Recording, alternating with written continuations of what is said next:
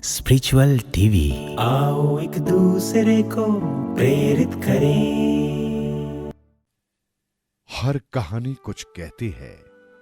आइए सुनते हैं आज की कहानी क्या कहती है। मूर्ख कौन।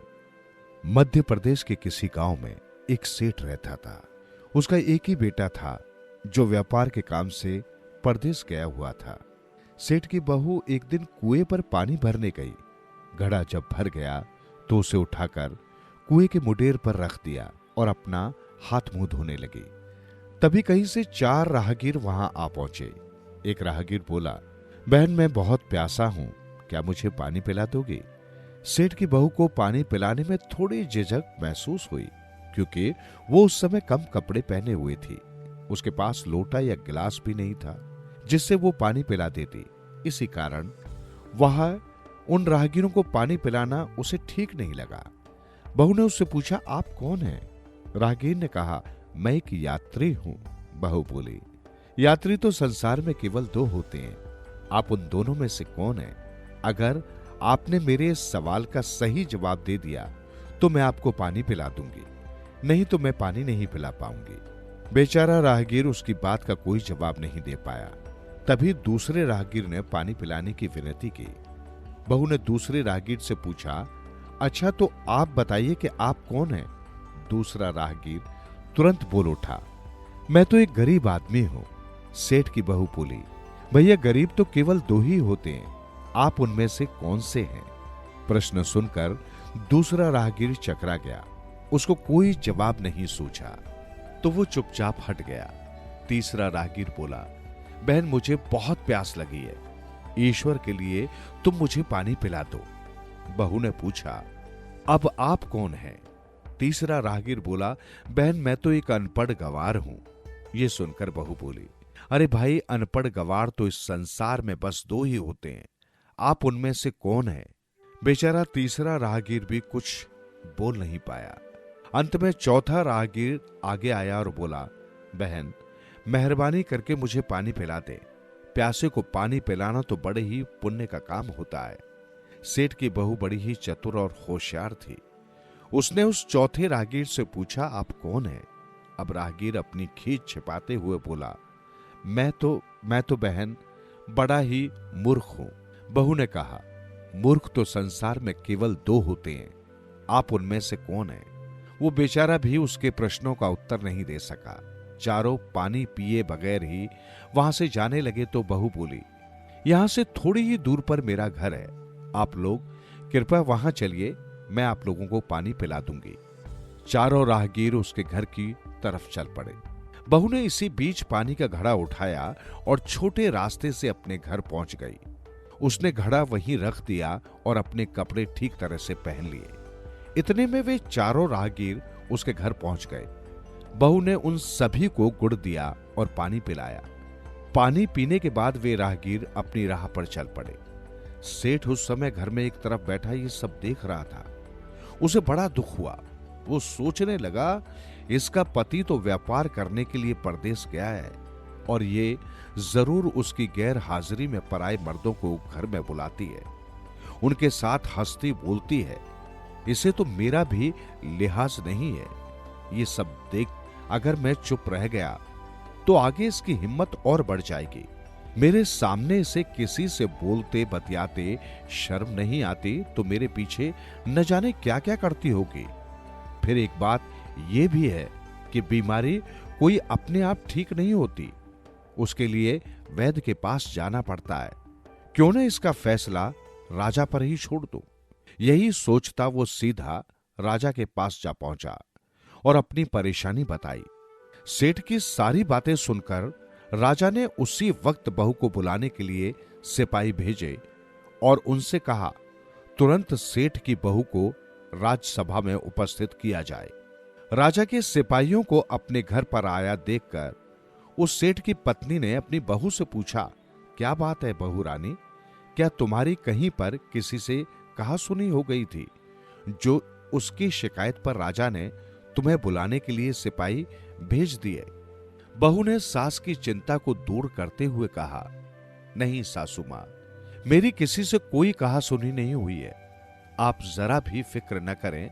सास को आश्वस्त कर वो सिपाहियों से बोली, तुम पहले अपने राजा से ये पूछकर आओ कि उन्होंने मुझे किस रूप में बुलाया है, क्या बहन, बेटी या फिर बहू के रूप में, किस रूप में मैं उनकी राजसभा में आऊं। बहू की बात सुन सिपाही वापस चले गए। उन्होंने राजा को सारी बातें बताई। राजा ने तुरंत आदेश दिया कि पालकी लेकर जाओ और कहना कि उसे बहू के रूप में बुलाया गया है। सिपाही ने राजा की आज्ञा के अनुसार जाकर सेठ की बहू से कहा, राजा ने आपको बहू के रूप में आने के लिए पालकी भेजी है। बहू उसी समय पालकी में बैठकर राजसभा में पहुंच गई। राजा ने बहू से पूछा, तुम दूसरे पुरुषों को घर क्यों बुलाया जबकि तुम्हारा पति घर पर नहीं है? बहू बोली, महाराज, मैंने तो केवल अपने कर्तव्य का पालन किया। प्यासे पथिकों को पानी पिलाना कोई अपराध नहीं है। यह हर गृहिणी का कर्तव्य है। जब मैं कुएं पर पानी भरने गई थी तब मैं बहुत कम कपड़े पहने हुए थी। इसी कारण उन राहगीरों को कुएं पर पानी नहीं पिलाया। उन्हें बड़ी प्यास लगी थी और मैं उन्हें पानी पिलाना भी चाहती थी। इसलिए उनसे मुश्किल प्रश्न पूछे और जब वे उत्तर नहीं दे पाए तो मैं उन्हें अपने घर बुला लाई।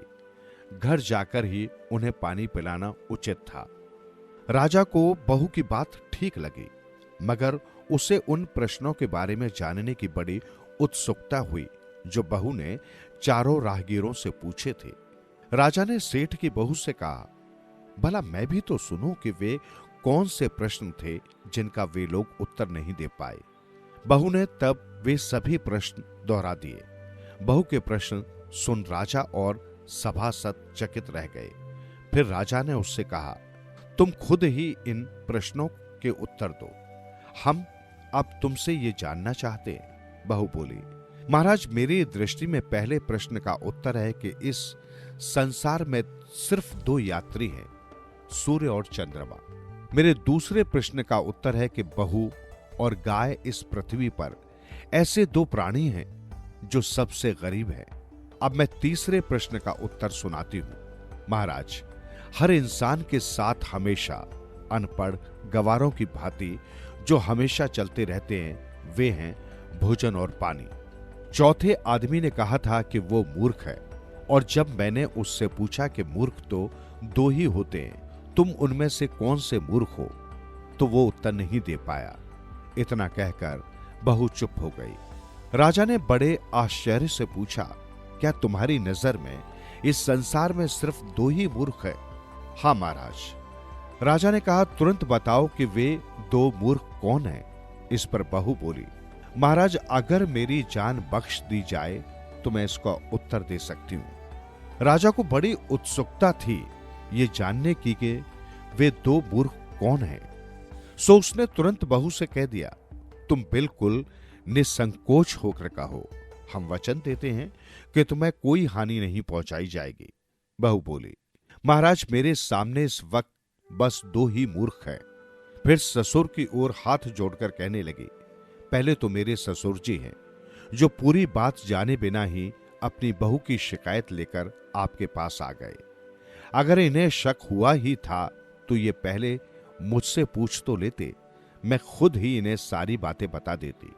इस तरह घर परिवार की बेइज्जती तो नहीं होती। ससुर को अपनी गलती का एहसास हो गया। उसने तुरंत बहू से माफी मांग ली। राजा ने तब पूछा, और अब बताओ दूसरा मूर्ख कौन है? बहू ने कहा, दूसरा मूर्ख खुद इस राज्य का राजा है, जिसने बहू की मान मर्यादा का जरा भी ख्याल नहीं किया और सोचे समझे बिना ही बहू को भरी राजसभा में बुलवा लिया। बहू की बात सुनकर पहले तो राजा को अचानक क्रोध आया, मगर दूसरे ही क्षण बहू की बातें उसकी समझ में आ गई। समझ जाने पर राजा ने उसकी चतुराई और समझदारी की सराहना करते हुए उसे ढेर सारे पुरस्कार दिए।